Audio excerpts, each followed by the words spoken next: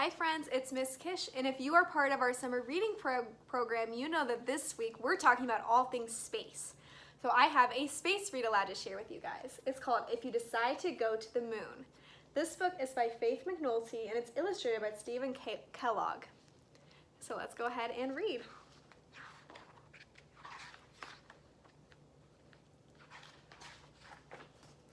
If you decide to go to the moon.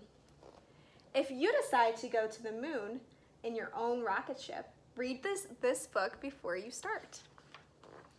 It will tell you how to get there and what to do after you land. The most important part tells you how to get home. Now, why do you think that might be the most important part? Why would you need to know how to get home? Maybe so that you don't get stuck in space forever, on the moon forever. Check the things you will need: a spacesuit, air tanks, books, and games. Don't forget your diary and plenty of food. Peanut butter, apples, and cake will taste good in space. Water and juice are also important. To get to the moon, you will travel about 240,000 miles. A long trip, but rocket ships go fast. If you average 3,750 miles per hour, you will get there in 2.5 days. So I want you guys to think about that for a second. It says that you would be going 3,750 miles per hour. Now, when you're driving in a car down the highway, most cars on the highway go about 60 or 65. And this one's over almost 4,000 miles per hour. So that is super, super fast, way faster than being in a car. Get aboard, close the hatch, light the burners. 10, 9, 8, 7, 6, 5, 4, 3, 2, 1, blast off! You shoot up, up, up into the sky. As your ship rises through the clouds, your body is pressed against the seat. At first you feel very heavy, but don't worry, that feeling will go away. What do you know about space for the reason that might go away, that heavy feeling? Take a guess and we'll see if you're right. For a few seconds, you fly through a mixture of clouds and air and dust that hangs over the earth. It's not very thick, only about 15 miles. You will shoot right through into space. Not very thick. It says it's 15 miles. Can you imagine having 15 miles of clouds and dust and air? But if you're in a rocket ship, we know those go super fast, so you really would zoom right through. Space is dark and empty. There is no air in space, no clouds, no rain, only a few specks of dust, some rocks called meteors, and some chunks of ice called comets.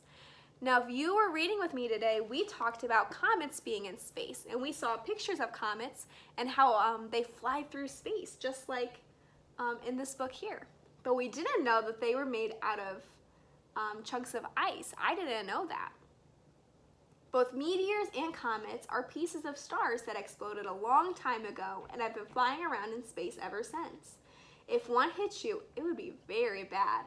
But space is so big and you are so small that a collision is unlikely. In the blackness of space, the stars shine like a million fireflies. The sun also blazes with fiery light, and the moon, the mysterious moon, glows like a pearl in the black, black sky. Of course, you know that the moon has no light of its own. It glows in the light of the sun. Up here in space, you may feel very alone. Don't look back at the earth. It would make you even lonelier. This is the time to play some cheerful music. Eat a peanut butter sandwich, keep your eyes fixed on the shining moon, and settle down for a long ride. Remember, it's going to take you 2.5 days to get to the moon in this ship. Relax, take off your seatbelt, and be prepared for a surprise, because you are weightless in space. You'll feel amazingly light. You'll float like a feather inside the cabin and bounce off the cabin walls. But you'll bounce very lightly, and it's a lot of fun. When you are thirsty, don't try to pour orange juice into a glass. With everything weightless, it would collect into floating liquid balls and become an orange juice blob. You can drink out of a squeeze bottle instead. After supper and a squeeze of juice, it's time for bed. So if you look at our picture, he has to drink out of this little juice squeeze because if he used a glass, then all of his juice in his water that he was drinking would just fly up because there's not as much gravity in space as there is on Earth. Tie yourself to your bunk so you won't flow away and settle down for a good night's sleep. Of course, there is no night in space. You will have to pretend. Try to have some sweet dreams. Go ahead and look at what this little astronaut is dreaming of. Looks like it's family and flying a kite. When you wake up, you will be much closer to the moon. It will be big and round and very bright, with dark patches that look like lakes or seas. They were made millions of years ago, when the moon was very hot, hot enough to melt stone. Now and then, melted stone spurted up through the crust and spread out on the surface like spilled soup. When it cooled, it hardened into stone called lava. From Earth, these smooth, dark places look like oceans. But we know that they're not actually oceans. They're just those spaces. Playing cards will help to pass the time, but if you drop them, they will drift around the cabin like butterflies. Floating around to catch them feels like swimming in a dream. But you still have a long way to go. When you are tired, lie down and look at the stars. On Earth, you see only the stars that are above you, but up here, there are stars in every direction. You might write in your diary, I wonder how far space goes and where it ends. So imagine that you're laying in your yard at night and you're looking up at the stars. You only see them above you. But if you did that in a spaceship, they would be everywhere. They'd be on the ground and over to your left and your right. They'd be all over the place. At last, when you have read all your books and played all your games, you wake up from a nap and see the moon right there below you. You look down on an endless desert. Everything is all one color, silvery gray. The ground is covered with rocks and round craters. Craters are holes made of meteors that have been rained down on the moon through the ages. Some were huge and made deep holes hundreds of miles across. Of course, you steer clear of the rocky places.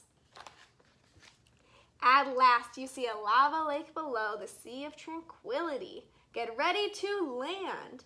As you descend, your craft shivers and shakes. It settles softly. You feel a bump. You are on the moon. Your first look will be disappointing. All you see through your porthole is a cloud of dust that's stirred up by your landing. Put on your spacesuit and air tank while you wait for it to settle. Then open the hatch and jump out. You will land lightly. The moon is smaller than the Earth and it has less gravity to pull you down. If you weigh 60 pounds on Earth, you will only weigh 10 pounds on the moon. Your first step will be difficult. You'll rise into the air and leap forward like a kangaroo. But once you learn how, walking will be fun. Each step takes you 5 times as far as a step on Earth. Leaping over boulders and craters, you cover the ground with magical swiftness. The moonscape is strange, but it doesn't look dangerous. The dust reminds you of cake flour. You wish you could take off your suit and play in it. Do you think you can take off your suit in space? No way, you have to leave that on. It says, don't do it. The heat of the sun will burn you up. Because there is no air or water on the moon, there are no clouds to shield it from the heat of the sun or the cold of space. Anything touched by the sun is blistering hot. Anything in the shadow is instantly cold. Without a spacesuit, you would sizzle or you would freeze. As you walk, you will notice that your boots don't crunch on the pebbles. If you take a hammer and hit a rock, there is no bang. It is impossible to make noise on the moon. Without air to carry sound waves, you can't hear a bell ring. You can't hear a horn blow. You can't hear a whistle or a song on the moon. If you could kick a pebble, it will bounce without any sound. As you keep walking, the silence and the stillness are eerie. Nothing moves. The boulders and hills have strange shapes. Some hills look like dinosaurs. Some boulders look like giant turtles, or weird birds, or even a herd of cows. A heap of jagged rocks looks like a ruined castle. You feel as if you might be in a fairy tale. Or is it a dream? Your map tells you the astronauts' camp is just over the next hill. As you climb, you wonder if things will look different on the other side. Will you find something green? Something alive? A meadow of moongrass? A herd of moon cows? What do you think? Do you think he'll find all these things on the other side? The answer is no. The hills stretch on and on to the horizon where the rim of the moon meets the blackness of space. Everything on the moon is lifeless and still. So is there any life on the moon? Nope, there's no one there. By now your tank of air must be half empty. It's time to return to your ship. Your trail of footprints will lead you back. You retrace your steps in leaps and bounds. When you see your spaceship waiting, you're suddenly terribly homesick. You can't wait to get back to Earth. Take a last look at the moonscape, get aboard, close the hatch, and pray that the computers will start. You push buttons, lights flicker, machinery whirs, rockets fire, your ship lifts off, your heart lifts too, but you have thousands of miles to travel. You'll just have to be patient.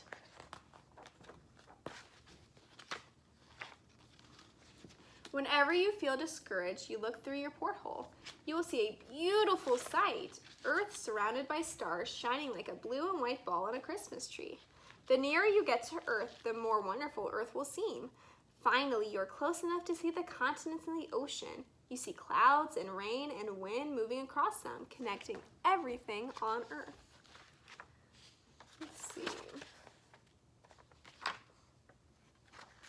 Let's go ahead and read here. As you look down at the oceans, you think of all the animals that live there. Fish and whales and seals and turtles, dolphins, soaring seabirds, and countless more. You can see the snow cap at the North Pole and imagine great white bears wandering over the ice floes. You can see Earth's marvelous variety, green forests and grassy plains, mountains, lakes, and deserts that are home to animals, plants, and people too. Why is Earth so different from the moon? Earth has air and water on which all life depends. Without them, Earth would be as lifeless as the moon. So if we didn't have air to breathe, and if we didn't have water to drink and to use on Earth, our world would be like the moon without any life. Your trip is almost over. Your ship has reached the atmosphere. You drop down through the clouds and land on the green grass. Looks a lot different than the moon. I see lots of blues and greens and not all that blackness that the moon had.